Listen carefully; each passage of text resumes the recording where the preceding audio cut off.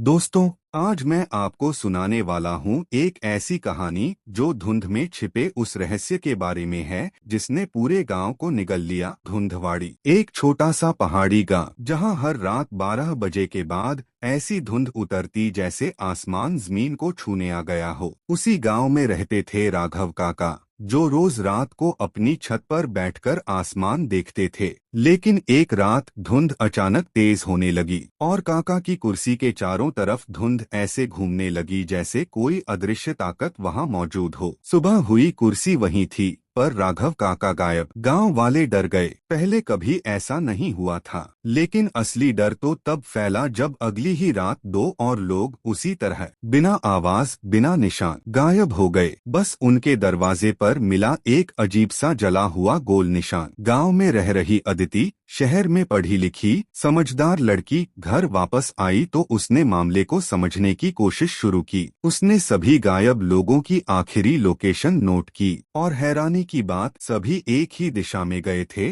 उत्तरी पहाड़ी की तरफ, जहां था धुंध का कुआं। एक ऐसा कुआं जिसे गांव वाले श्रापित कहते थे। उस रात अदिति टॉर्च लेकर गांव की छत पर खड़ी थी। धुंध इतनी गहरी थी कि हाथ भी साफ नहीं दिख रहा था। तभी किसी ने उसके कान में फुसफुसाया, चौथा कदम। अदिति घबरा गई। उसने टॉर्च घुमाई और अचानक देखा जमीन पर वही जला हुआ गोल निशान। धीरे धीरे धुंध घूमने लगी और उसमें से एक लंबा धुएं जैसा साया उभरने लगा। उसकी आंखों की जगह दो चमकते गड्ढे।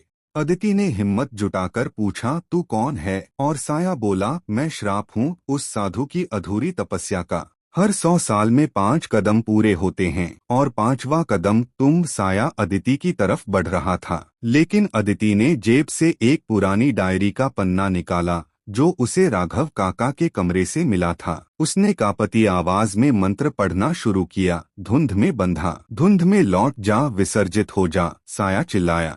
पूरी घाटी कांप उठी। धुंध एक भंवर की तरह कुएं में समाने लगी और एक तेज रोशनी के साथ साया हमेशा के लिए गायब हो गया। सुबह हुई और पहली बार गांव धूप से भरा था। गायब लोग एक एक करके वापस मिले, कमजोर लेकिन जिंदा। सरपंच ने पूछा, अब धुंध लौटेगी? और अदिति मुस्कुराकर बोली, नहीं, धुंध का आखिरी कदम पूरा हो चुका है। दोस्तों, अगर कहानी पसंद आई तो लाइक, शेयर और कमेंट करें और बताइए क्या आपको इस कहानी का पार्ट 2 चाहिए।